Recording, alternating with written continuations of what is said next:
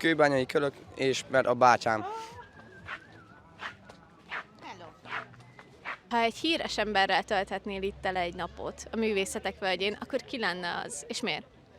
Szerintem nekem ez Betonhoffi lenne, és azért, mert a koncerteken is mindig ilyen nagyon közvetlen, és szerintem egy nap alatt egy nagyon jó tanácsokkal látna el így az életvezetéssel kapcsolatban, meg egy-két ilyen foci trükköket is megtanítana nekem. Eltöltenék egy napot mondjuk a belgáikkal, tehát hogy a belga együttessel. Azért bírom őket, és kíváncsi vagyok, hogy milyen vibe-ot árasztanak. Hát őszintén szólva én inkább a barátaimmal töltenék el itt minél több időt, mint híres emberekkel. Szerintem ez sokkal chillesebb, meg nem tudom, nekem ez szimplibb.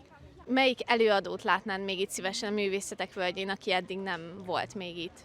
Bár ők voltak tavaly, de idén én nagyon hiányoltam minden a máklikört és a kisbetűs ünnepnapokat, szóval léci jövőre legyenek megint. Mondjuk, hát Skrillexet mondjuk, vagy valami ilyesmit, igen, sajnos. Tehát, hogy szerintem nem ide valót. Ja. Tavaly voltam egy Lenke koncerten, és akkor hallottam először, az nagyon tetszett, és idén nem jutottam el, úgyhogy őt mondanám, mert az nagyon jó volt.